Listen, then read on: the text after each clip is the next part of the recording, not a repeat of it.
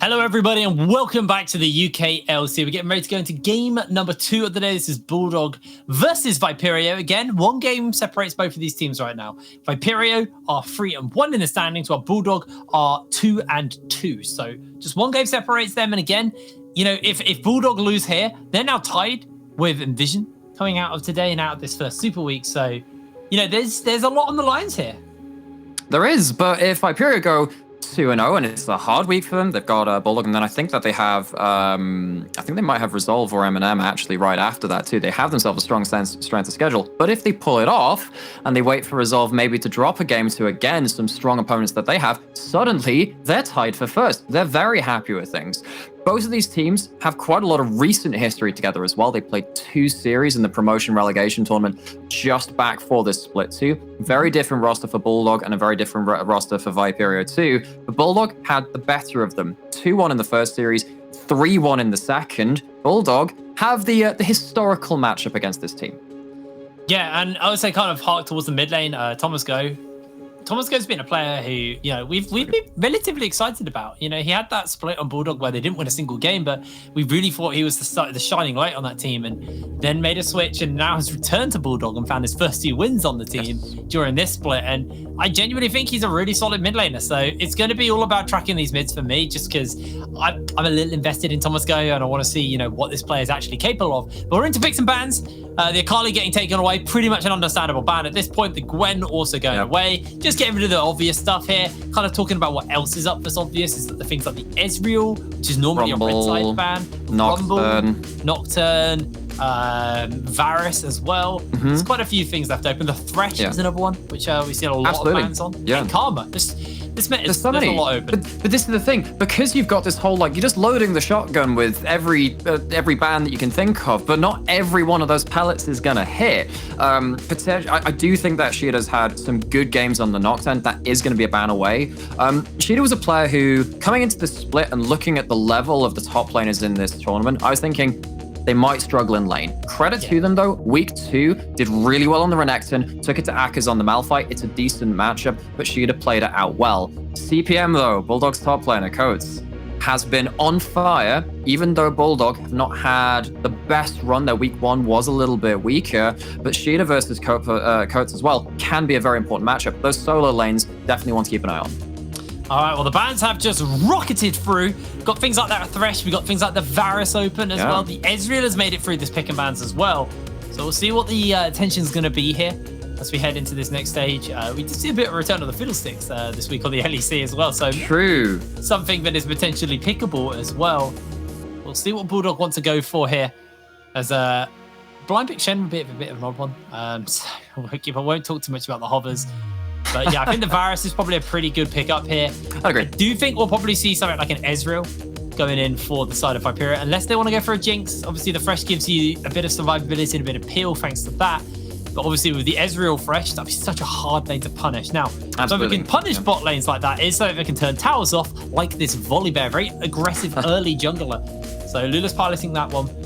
See what the matchup is going to be here for Johnny Rico. Xin Zhao is still open if they want to pick something like that up. Yeah, plenty of stuff, and obviously Johnny's been playing that a fair amount recently. Question is, of course, Bulldog picking up that Varus. It just nullifies so many different lanes. And Kumakum has been a big Jinx player. Actually, is currently one of the highest KDA players in the league with 10.5. This guy had a bit of a difficult week 1. Again, week 2, deathless, crushed those team fights, came across as one of the better AD carries at that stage in the game. But whereas in week 1, they were falling behind in lane, him and Haas. For me, a lot of the story of this game is, are we going to see week 1, Kumakum and Haas, or week 2? Because there's a very stark difference between the two of them. Well, it is once again the Jinx getting picked up, so kind of a bit of a scaling insurance. You've got the Xin Zhao, which again is a pretty good champion early. You've got the safety from that Fresh Lantern to keep him safe now. Looking towards what Bulldog are going to pick up as their support here to go with the Varus. The Leona, the Nautilus, not Nocturne. Well, open if you want like a heavy kind of engaged champion, or the Blitzcrank. Now, Blitzcrank, typically a champion that is picked up into the likes of the Fresh, considered a counter, because obviously when you have to fight the Lantern, there's that cast time where you wind up, and at that point you're standing still. Blitzcrank can go, you're mine, and grab you. We'll see what the next bans are going to be though, because I'm pretty excited to see this Blitz. For sure. And we have no solo laners picked. I mean, potentially Volibear, sure, whatever. But you know those solo lanes that we said, hey, these are ones to keep an eye on. They've done really well so far. Thomas Go, Coat's been one of the some of the best performing solo laners, even on Bulldog, even when they have been losing.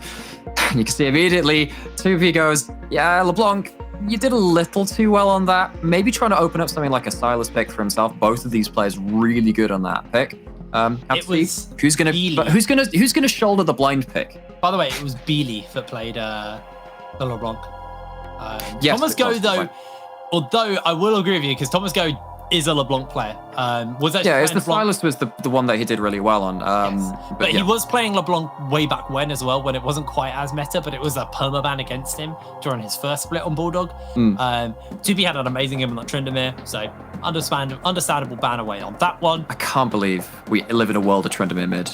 I am happy to live in a world with Tryndamere mid. I am very happy to live in a world with Tryndamere mid. Anyway, the Silas ban, there is that final ban. Bit of attention's gone into Thomas here in the mid lane, but with the Orianna ban away, I feel like if you want a blind pickable mid, you could go for the Victor, but they are going to go for the Jace, technically flexible as well, so it doesn't really show too much here. And now it's over to Viperio. Do they want to pick someone else that can kind of match the aggression? The Renekton is open. Or they could go for something a bit more kind of traditional front to back and pick like an Ornab for Shader on the You could do... And the thing is, like, when you look at the Jace, sometimes you see something like a Lucian mid come into it, but I would be worried about picking something like that into the Blitzcrank. You need to be very careful about that now, because suddenly mid lane roams are going to be name of the game. I think that if you do get bot lane priority with that Blitzcrank roaming across the map, I mean, we've seen that more than once even throughout, I think actually there might have been a game of the UKL I'm thinking of actually. I was like, wow, maybe it happened to the UKLC. No, we had a Blitzcrank down in the league below this where they were allowed to roam, they ran over the map. Lee Sin is mobile, has the wave clear, somewhat safer though than one of those volatile Jace counters. Well, the final pickup for 2P is going to be the Ziggs. So we did actually see a bit of Ziggs last week. Nice guy Dom. This week. Yeah, it was nice guy Dom played it. And, you know, it's a relative success. They did lose that game, however, but it was a champion that has been played. Now, final rotation here for Bulldog. Are they going to put the Jace mid now into the Ziggs, or are they going to pick something like a Victor that can kind of just match the wave clear, or a champion which was permaban, I kind of always forget exists and still works, is this Seraphine? Gives you good team fighting utility, gives you pretty neutral lane as well in the mid wave, so not a bad rotation here. I want to talk a little bit about the win cons. What do you think these comps are looking to do here, Namira? So I look at the Varus, I look at the Seraphine, I look at the Volibear. That's a lot of ways to catch someone with initial piece of CC, and it means that you don't need to have skill shot actually on the Blitzcrank. They're stuck still, they are dead to rights after that point. I think Bulldogs have really good self-pick, but like isolated pick potential. But that doesn't mean they don't have team fight damage too. It's just that if one person is stunned in place, they have the target accessibility to finish someone off. That means you look at the Lee Sin if they get caught out of position, the Ziggs, the Jinx, they need to be super careful about how they position. However, though, if you get a hook on target, if you get a kick going across the team, suddenly you have rockets and bombs in the Mega Inferno bomb and the Super Mega Death Rocket. Good luck with those ones. They have a lot of long range follow-up too. Both of these teams have a way to follow up on initial picks. The first one in each team fight is going to be key, though, because you're going to have either a reset from the Jinx, or you're going to have to start disengaging from a Jace and a Volibear that have just dove into your team. It's the Super Mega Inferno Rocket is the combo when you have both of those going up. Yeah, well, we're getting onto the Rift. My brain is apparently falling apart. It's been a long week for me. I haven't had a day off in about 8 days, maybe 9. I genuinely can't remember. Anyway, video games, League of Legends, baby. Yeah, again, I think, remember, the stakes in today's games are always going to be fairly similar. These games are very important. We're in a very tight league at the moment. A lot of the teams are very tied up. This is something we've seen for now 2 UKLCs back-to-back now, where we just had maybe 3, actually. It's been a while. We've had a lot of very tight leagues. And again, this league is starting to look again like it's gonna be tight. And today is a day where I think we finally might see some teams break away from the rest of the pack. Absolutely. Because all of the teams playing are one game within each other.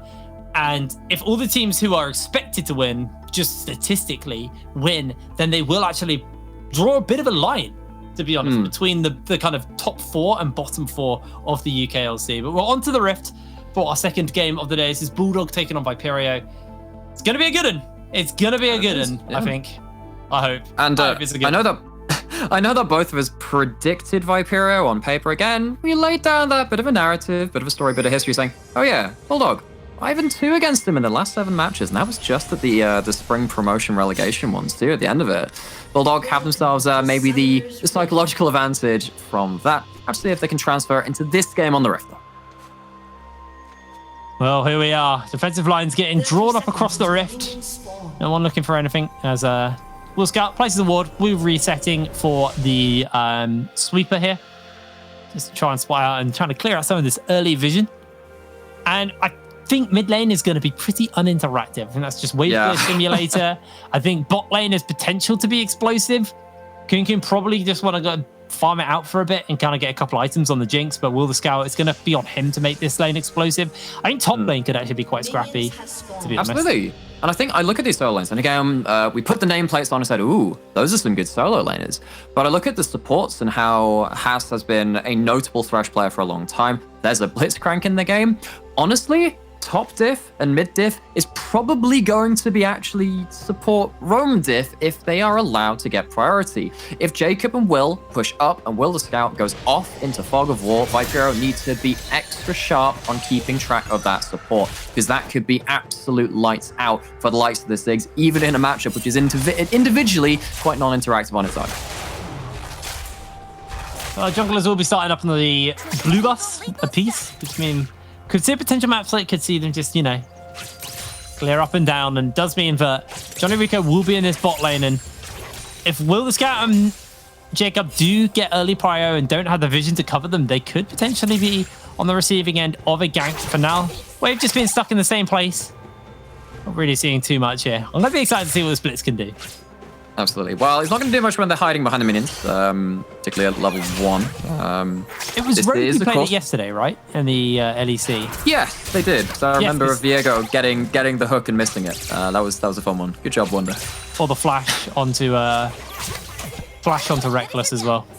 Yes. Oh, that's what reminds you of those big plays which really bring people into League and say, wow, I want to play this game. When you see the highlight Blitzcrank hooks and Assassin plays, great to see it back on the main stage again. Well, the thing about Blitzcrank is he's a very one-dimensional champion. Like, he's hook, and that's a kill, or that hook and now has to walk away because he's burnt a chunk of his mana and isn't going to be able to achieve much now for the next couple of moments. Hase able to find himself a hook, getting a nice trade-off here as well. The Scout's going to lose a lot of health. It's a great play back onto Jacob, and Kunkum's just going to continue to fire an onslaught into the bot lane for Bulldog. Will lose a bit of health, but has to burn a pot to heal up thanks to the minion wave, kind of doing most of the work there for Bulldog.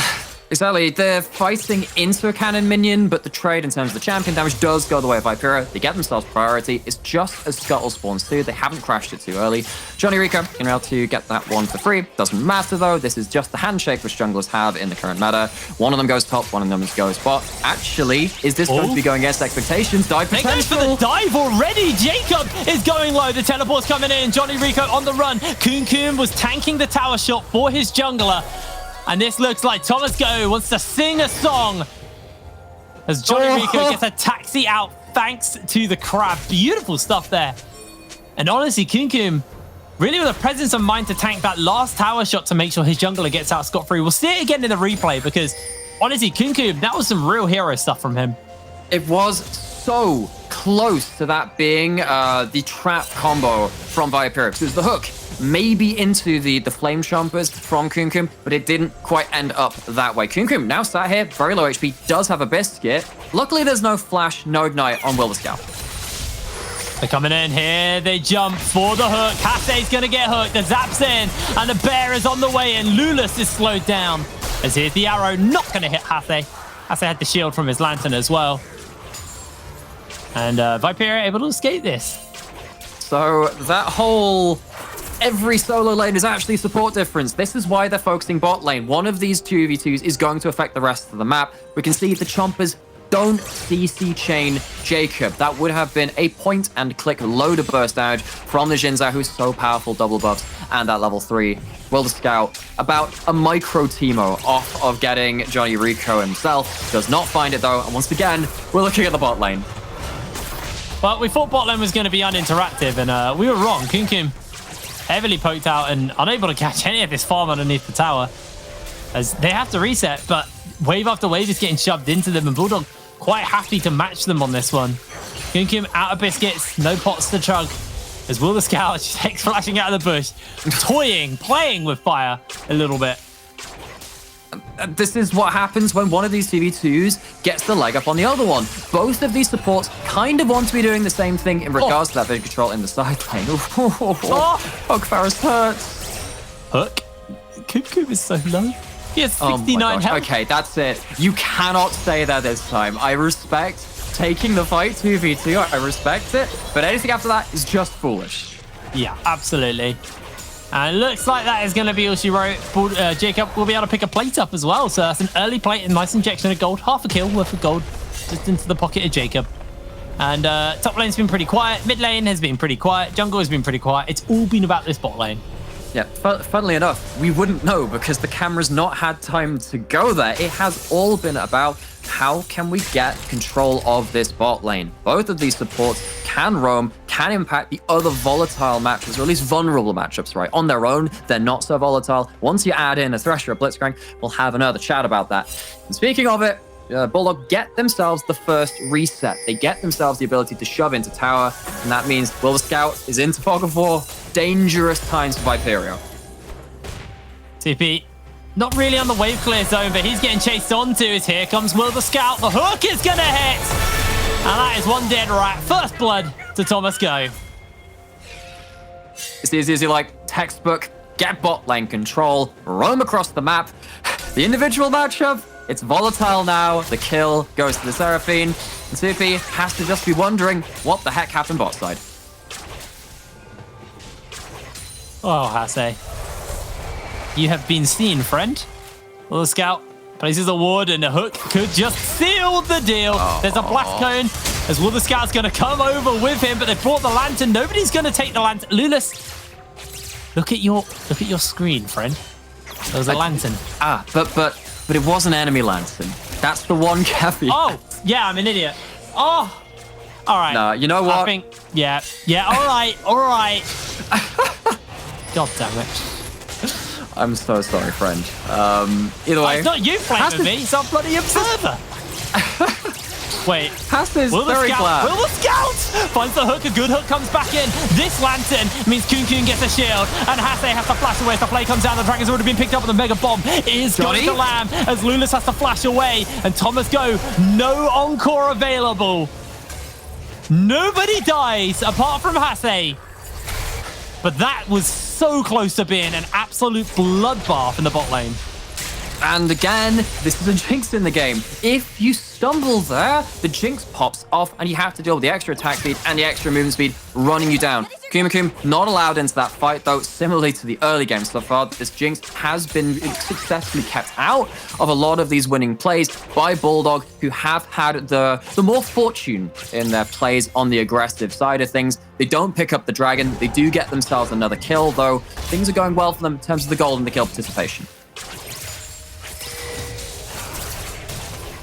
I don't think we've looked top lane all game. I genuinely don't think we've looked top lane all game, and we kind of can't take our eyes off bot lane. What even is top lane? Top lane is just like, you sit there, you have a manly 1v1, trading of epic proportions, and then realize that bot lane's given up 5 deaths or something like that. Hey, there we go. Cool. Thank you, Observer. For anyone who cares about that. It's gone. It's gone already. We get 2 seconds. We're back into the replay. Vision control, hook supports, gets them over the wall, pretty standard. And luckily for Viperio, has managed to get out without burning that flash. It allows Hass to make a near escape, gives him some more trading potential. Hass does at least manage to buy enough space and make sure that Johnny and the rest of them are safe. Very unlucky for them, though, that Lulis does get out, mostly due to the Varus ultimate coming through, though, saving his jungler's hide. Well, as we now approach the 10-minute mark, Moonstone has been finished up for Thomas Go. Got the Frozen Fist on Lulis. No items have been finished up onto Viperio quite yet. They are a little bit further behind. Obviously, Moonstone's a cheap item, so understandable why Thomas Go's finished that up. And interesting to see if this was the build, because we've seen a couple of Seraphines mid, and actually they've kind of gone more towards the Liandry's, just due to the fact that they get the bit more damage in with the Moonstone being fairly weak at the moment. As Will the Scout's coming out, he's got the speed up, he's gonna miss the hook. As Topi flashes to safety. This is exactly the same thing. It's bot pressure leading to the supports disconnected from their lane. This could be a Leona, it could be anything. It is the Blitzcrank, though, who is the master of screwing around in other lanes. They're going up towards this. It's still just so much pressure put down from Will the Scout, making his presence known in this game. And what we see with that was actually Viperio were able to pick themselves up the Rift Herald, so they've now got that to work with. We'll see where the attention decides to go. Part of me feels like it's going to be the WoW bot lane as Kukum. I think there's a robot who's bopping around the map looking for you. Beep, boop, and he's bringing his big friend, the polar bear. And, oh, God, dude, Kukum, this is so sad. Like, there's no point even play-by-playing that. Like, what do you do? You sing a sad song, and you see him off to the other realm there, to the land of grey screens and death threat chambers. And he had both summoners, didn't use them at least, knows that he's done to right. And this is really sad because you can see how Viperio were trying to focus bot, trying to stop this from happening. This didn't work out. Oh, hello, that's a good kick for the flash. And to the skies, Coates goes. And to the grave, Sheeta falls. You can see the potential play because if Coates gets aggro there, that's a turret shot, maybe two. Doesn't happen that way. I guess the first time we go up towards topside is a valuable amount of screen time because now there is a serious CS lead and a solo kill for Coates, one of the best performing top laners in this league so far. He's now got himself finished up his mythic. 4 items now coming in through for the side of Bulldog, and 2P gonna help his team, help pushing the wave as the Rift Herald gets summoned, and will the Scout just beep boop beeps into the lane as he's actually going to bring in friends. There's the flash. 2P gets caught, but a great hook comes down. The Blueless jumps in forwards. The Satchel's there as Coates joins into the fray. Here's the arrow. 2P able to dodge it away. And Coates gets the knock up onto Johnny Rico. Johnny Rico going a little bit low as the accelerated glass. Not going to be enough as the hook comes in from Hase, but realistically not going to go down. And Will goes, get away from my Varus. I mean, Bulldog on the front foot again. Every time a player's being made, it is at the whims of this red team. They have the tempo. They have control right now. It's coming from every single lane, and it all stemmed again from CV2. How many times do we need to say it? And now they have themselves control over the bottom river for the next dragon spawn. Viperio don't even get themselves, honestly, a second dragon stack, which would have given them maybe a couple more options coming into mid-game. Jacob able to just shove in a wave. I don't know why I'm talking about that, because Dragon's up. That was why he went for it. It's going to be the first one for Bulldog. Infernal Soul. Bit more extra stats to work with. I mean, I think Viperio fans are going to be sat there thinking, we're very glad it's not an Infernal Soul. Hold on. Wishes. Coates, he gets kicked back. He gets followed up to here comes Sheeta. Beautiful follow-up. Johnny Rico will be able to take him down. Meanwhile, in the bot lane, Hase has to be careful. There's a robot about. Beep, boop, beep, boop, beep, boop, beep. Oh, beep, boop. Oh, beep, boop, boop, boop, boop, boop. See, the thing is, I've still got like that slight delay, so I'm now basically using your reaction to tell me about hook accuracy. You didn't react to that one. I knew it wasn't going to land. Oh. If I might occasionally just go, oh! Just said nothing, just to throw you off, make you think a fight's coming. Oh, man, it's trial by fire here. Trial by firewall. We've got the robot thing going. The Scout. All right, we got to talk about these puns, bro. It's what I do. It's like, oh no, what have I got to talk about the game? It's just... Why are you doing this? Why are you doing this? He's in fog of war. He's going for the hook. Not going to find it. Anyway, tower goes down. Oh, man. Dangerous thing now for Viperio is bot lane tower's fallen. Not great in terms of gold. Also means that Jacob and Scout likely to go towards mid lane, pick up that area of the map as well. And that means that Jacob can now start getting into the fight with their huge amount of gold. They are the most valuable person on this rift. They have been making serious bank. Will is still going to be able to get across the map too, wandering out from the mid lane instead of that bot lane. As you can see, the resets come in. Bulldog very happy with this transition into side lane play. Well, 15 minutes on the clock as the second tower collapses. The gold lead 3,000 right now, 2,000 right now in favor of Bulldog. Here or there, it's actually about 3,000 roughly. Kind of see where the individual gold is. There's a big lead between these AD carries. That's mostly where this action should be breaking down. But a 700 gold lead for Coates. And Shader, there's a robot bear in the bush. And that is one Lee Sin jumping away, but Lulus just Goomba stomps him for the kill. And Johnny Rico now has to be careful because there's still a robot and a bear in that bot lane, in that top lane. This is nowhere safe. Look at the vision. Look at the red wards. There's no way that Viperio can track even their entrance into the jungle. This is now, I mean, this is the point. It's the thing which I say quite often. League of Legends at this point is not a MOBA. It is a horror survival. Every brush, every unchecked corner is there a Blitzcrank there? Can they dive on me? Honestly, most of the time, that's a yes. Yeah. Thomas playing with respect as well, stepping back, knowing that his team are leaning towards the other side of the map. Kunkin will get himself some solo time, some solo farm, and that gold from the tower. But everybody else is making their way towards the mid lane. There's a bit of wave clear coming in. We're able to hold on to the tower thanks to 2P. Topi, it's Topi. It's not a second. You know, I did a bit of an oopsie and I didn't check the pronunciation of that. I just saw a load of 2P memes about, wow, you just got beaten by 2 pence coin. That's crazy. So I've been edging towards 2P. I believe if anyone wants to correct me. I believe it's Topi. I've been told off about it. Oh gosh. I apologize to Viperio. Someone tweeted at me and they baited me. They told me the wrong name. And since then, I can't get the wrong name out of my head. I'm trying to fix it. Don't make 2P memes if it's not pronounced 2P. That's just cruel. It's cruel and unusual. Same with Shieda as well. I think I've been pronouncing their name wrong as well. But again, that's nice. Me and Shieda are tight. I can just say whatever. To be fair, that's definitely me. That's not someone tweeting me the wrong thing. That's just I'm an idiot. Look, I'm casting a lot of leagues at the moment. My brain can't comprehend all these things. You've had a long week. Not going to be enough as I like getting hyped. I'm just going to play with you here. This delay is wonderful. I mean, at the end of the day, you know, like, if it's not going to be action on screen, you may as well get your entertainment elsewhere. I can't quite blame you for you as much as I'd like to. I want a bloodbath game. Yeah, like a bloodbath that's close. I don't want like a one-sided bloodbath. There we go. Never was a Chaos player, but who cares on that one? Got the third dragon spawning up. This will be the second one for either team. That's coming up in 32 seconds time. Now, Viperio actually have better vision in the area, and Hase is getting jumped onto. The traps are there. The chains go wide. Same for the hook from Hase. And Bulldog just missed all their skill shots. It was a good flash, but we know how dangerous Bulldog are landing the first CC. It means the hook is just point and click. Okay, it does land the kick, but isn't going to go for the in-sec. And flash actually comes out from Jacob.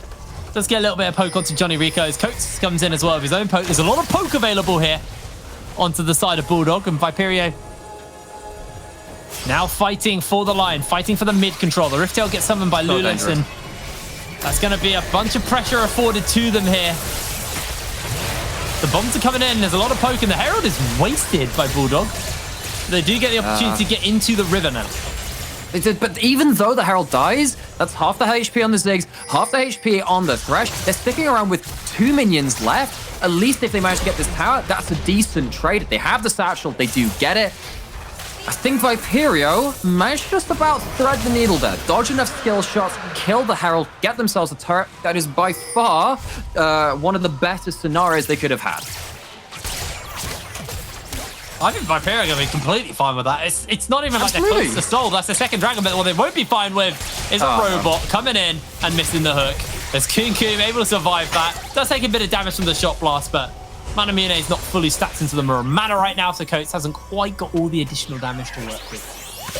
Yeah, so Kunkum, now without a flash. Next time, at the time of asking to dodge that hook, gonna be significantly more difficult. And we can see what happens as soon as the phalanxes form, everyone turns up to the same area of the map. Viperio really struggling to get themselves an angle into the fight. They're kind of just waiting for Bulldog to waste their own skills and then try and play around those cooldowns until they come back up. Although, I mean, at this point, you've almost got the max rank of the hook on the Blitzcrank. He's got some TDR. It is a lesser window of time than they'd really like. As we say that, I mean, Viperio are much more happy with that turn of events in the last confrontation than they could have been with a great other deal of things. And now they have another couple of minutes now to find themselves a farm across the map. Hopefully not give up too many picks. Well, I think Bulldog now should just be able to take this tower.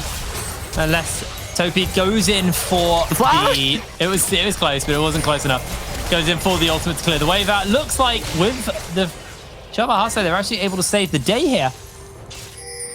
And you got the Chem Tank Purifier now finished up into Thomas Go. So a little bit of anti-heal added to deal with some of the sustain from these double Gore Drinker champs. Well, absolutely, and that's going to be a big thing because, again, people like the Xin Zhao, we can see it again with stuff like the Volleyball with the ultimate, right?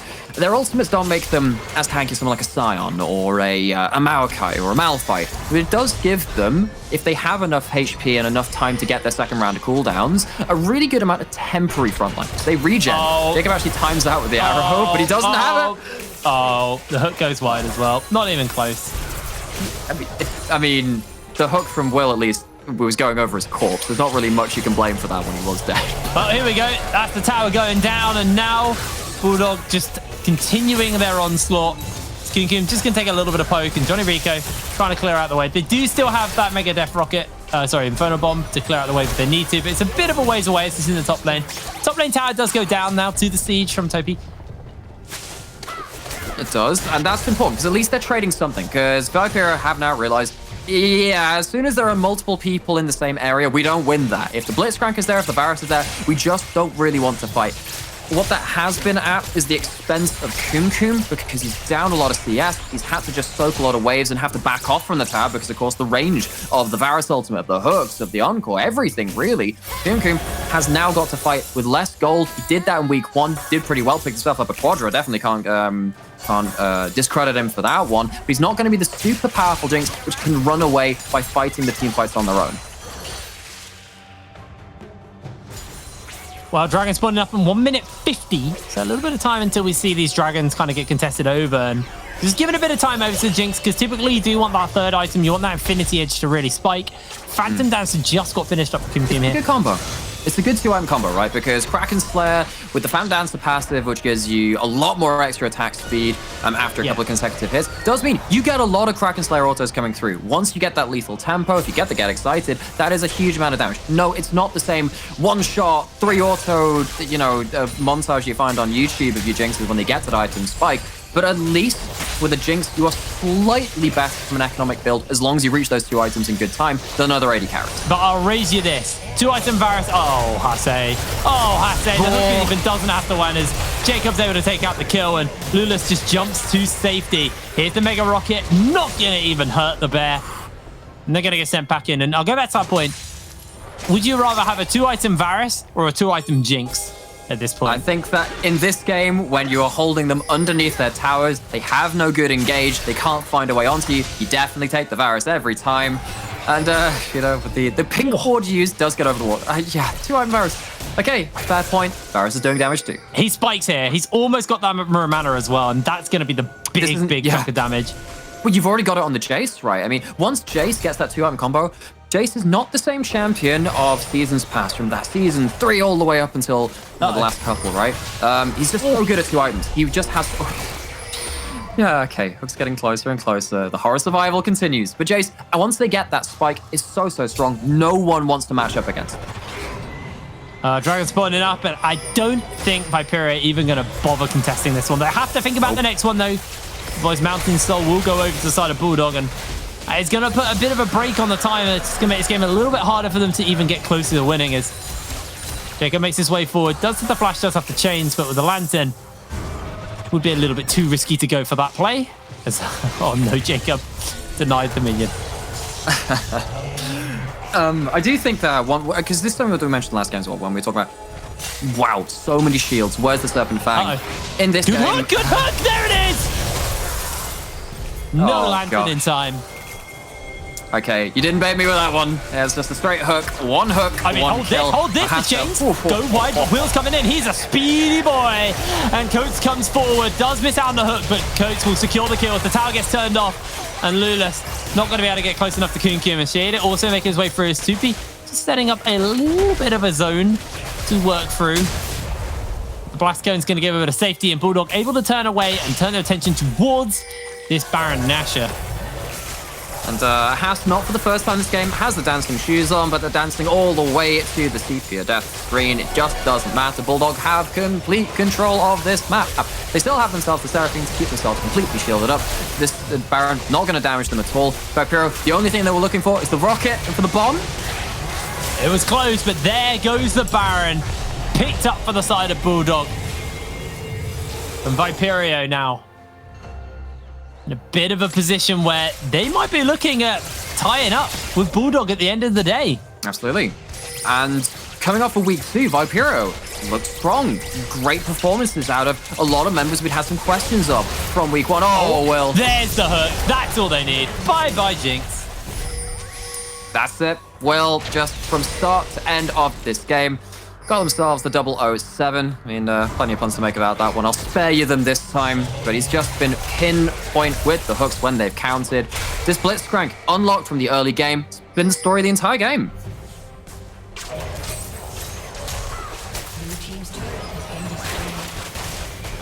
With Baron, with Hex Flashes, I say Took's not really going to be able to give too much over here, and I think this might just be the most important siege of the game is the Shock Blast.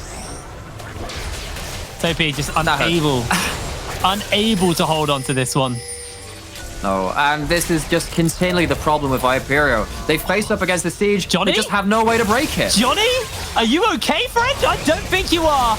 Crescent Guard's going to buy him a bit of time, but Coates just squashes him, and Shader will lose his life. The charm comes in from Thomas, and the tower is turned off. It's a slaughter, and Bulldog, they just rip through everybody on the side of Viperio, take down the tower. The Nexus will be exposed any moment now. They've got the Baron. And Topi can do nothing but watch as the base will crumble. Will the scout goes low and the tower shot and the heal will be enough to save the day. But the tower will fall here. If the flashes come through, it's the ace to finish. And Bulldog, they show that they have bite in this game. They have bite in this league. And they tie up with Viperio at the end of our Super Week. The dam finally breaks. Nexus falls. All of that pressure leads the Bulldog flooding into the base. It's one flubbed engage from Viperio. They tried it against all of the odds and all of the gold. It did not stick. They did not find their targets. Bulldog confidently closing out that game.